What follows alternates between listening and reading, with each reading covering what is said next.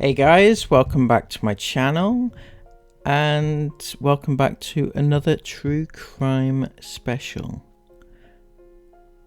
Today we're going to be talking about the case of the woman who was found buried in her own back garden. It is Laureline Garcia-Bertaux. Please remember to give this video lots of love and be respectful in the comments below. We are talking about real people with real lives. Without much further ado, let's get into the video. When Laureline Garcia-Bertaux landed in London in 2009, she was filled with hope and dreams of a career in the movie industry. Little did she know that her life was going to be brutally cut short just as it was starting. Laureline Garcia-Bertaux was born on 25th of November 1984 in Aix-en-Provence, which is a beautiful city in southern France, approximately 40 kilometers north of Marseille.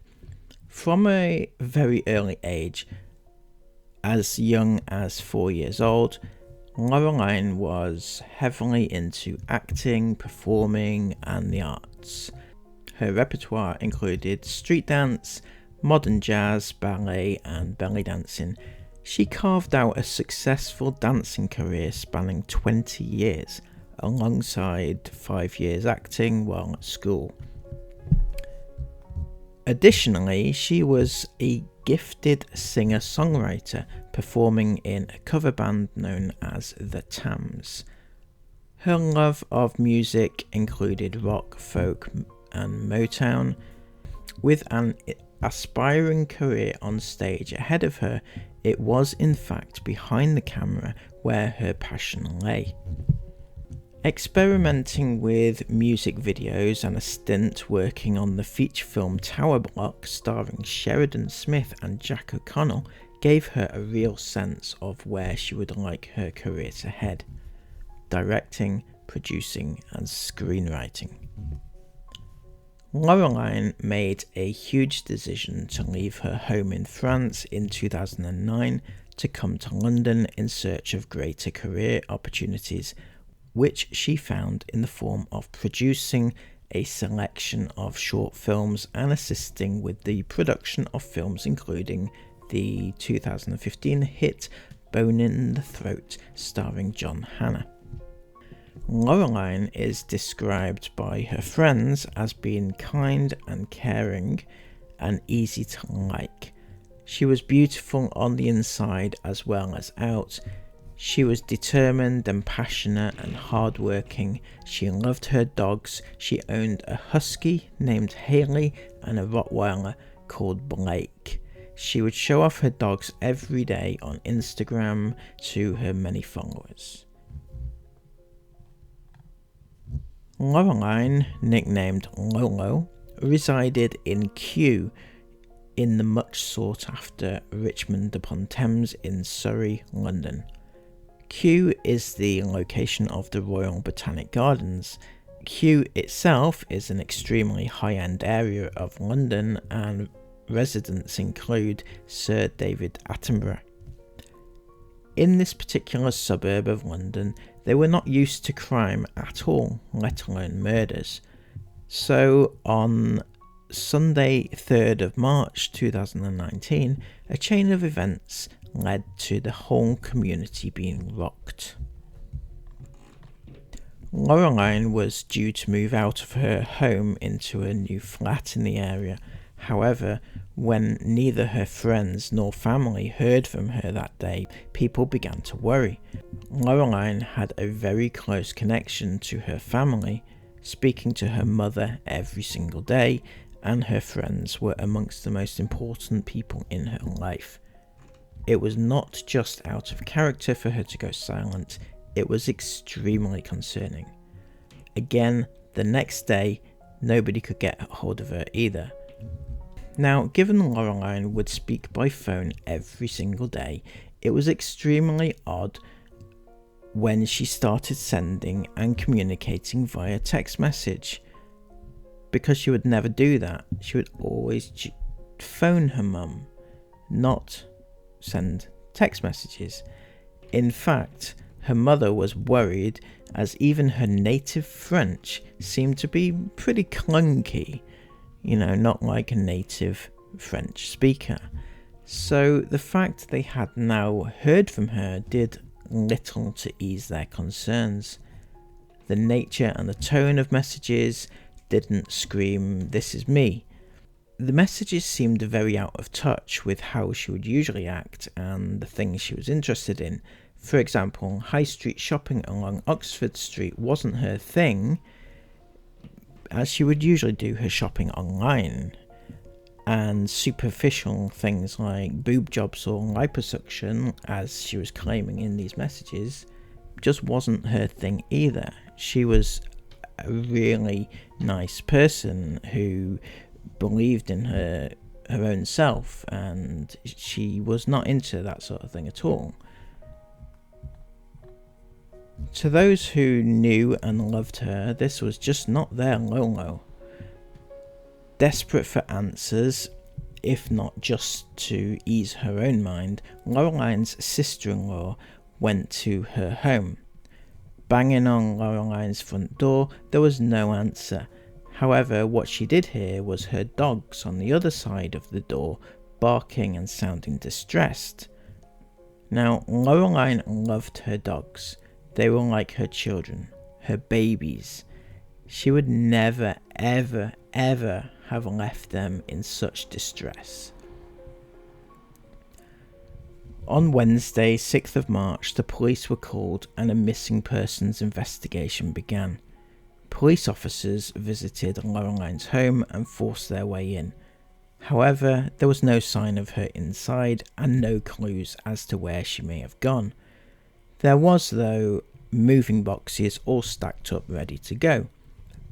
This raised further concerns, as it showed she had every intention of moving out, and yet, for some reason, just never did. Police mobilised quickly as concern for her well-being grew. Officers took a look round the back of her home in her garden. Having taken a quick look, they first noticed gardening equipment such as a shovel and spade and a bag of compost just lying there, resting up against the fence. Upon further inspection, they noticed a very neatly and fresh-looking mound on the flower bed. An officer tentatively scraped away some of the soil, which revealed what they thought was a foot.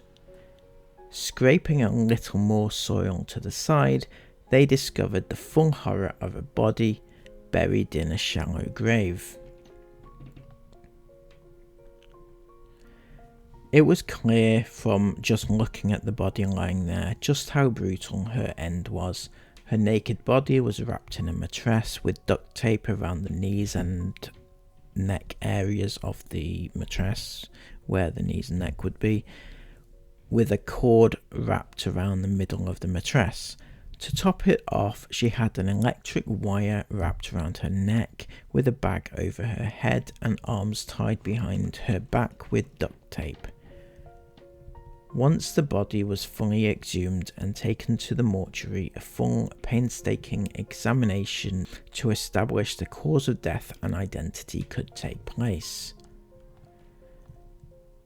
Following an in-depth autopsy, it was determined that Laureline died of compression of the neck, most likely through strangulation. After it was established that the victim was definitely Laureline, her family and friends were informed. The search was now on for evidence and a motive. Could it have been a burglary gone wrong? After all, Kew was an extremely affluent area. However, the way the body was disposed of gave doubt to that theory. Would an inept, opportunist burglar really have made time to hide her body like they did? It's highly unlikely. What is more likely is they would have just panicked and left as quickly as possible. Could it have been the removal men who may have been involved? They were supposed to be coming around that day. Or somebody else that she may have come into contact with. Who did she meet up with? Did she have any friends that people didn't know about? Was somebody else involved? After nothing but dead ends, police started looking into her personal life. It emerged through her sister-in-law that Laureline may have recently been on a date with a man. However, details were vague and no further information was forthcoming. The investigation took a look through her financial affairs to get an idea of her last movements. One such place she had visited was a restaurant just 2 days before her disappearance. This restaurant just happened to have CCTV, which fortunately caught Laureline dining with a shaven-headed man. They were holding hands, suggesting it was a romantic liaison. Further enquiries with friends and family of Laureline determined the identity of this man. Kirill Belarusov had been in a relationship with Laureline for a few years, on and off. Kirill Belarusov was a 32-year-old hailing from Tallinn in Estonia. He had been dating Laureline for around 8 years. He claimed to her family that he had terminal cancer, something which he repeated to his co-workers at the Egg nightclub where he worked. He began dating a colleague with whom he had confided in regarding his breakup with Laureline. He told her that Laureline had cheated on him, his cancer rendered him unable to father children, and when Laureline became pregnant, he knew it couldn't be his baby. Belarusov had been due to visit Laureline to assist with her house move. Tracking further CCTV around the area, the pair were spotted taking a bus ride together that Friday evening. It was clear this man was a key to solving this case, as one of the last people to see her alive. When police attempted to bring him in for questioning, though, they found he had already left the country and returned to his homeland. Investigators did manage to call Belarusov using a number given to them by Laureline's family. They spoke to him, asking about his last meeting with Laureline. He explained how he had been in London, helped her move to her new flat before returning to Estonia. This was news to him. However, police were not very convinced with his answers. They felt he was avoiding the questions. Belarusov was asked to come over to London for further questioning. He would need to do this on a voluntary basis, as they couldn't force him as he was out of the country and they don't have jurisdiction over Estonia. He said, yeah, why not? I'll do it. However, he continuously made excuses as to why he couldn't do it, or why he couldn't come. Just excuse after excuse after excuse. Obviously, he was stringing them along just to get out of having to come to answer questions. The investigation team were trying their hardest to be patient under the circumstances. However, they knew Belarusov was trying to hide something. The longer it went on, the more convinced of this they became. On the face of it, it was highly unusual behaviour. Belarusov had been in a relationship with this woman for 8 or so years. Clearly she meant a great deal to him, and yet showed little to no concern when informed she had been murdered. He showed no desire to find out who killed his girlfriend, and you would. If somebody had killed somebody that even you know, your natural instinct is to do everything you can to help, but he didn't. He was also with her around the time that she was murdered and left the country immediately after it. It did not look very good for him.